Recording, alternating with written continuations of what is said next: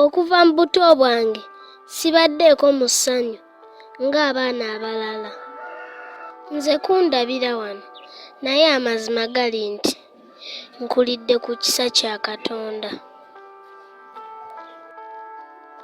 Bwe njogera ku kisa kya Katonda, okitegeera butegeezi nti sikuze na maama wange, wabula obulamu bwange bwekiikamu step mother.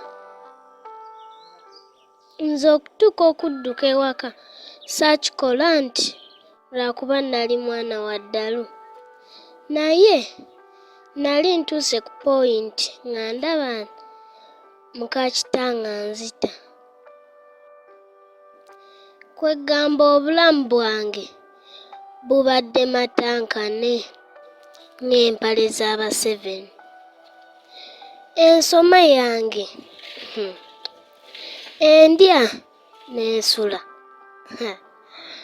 Katonda beera nange.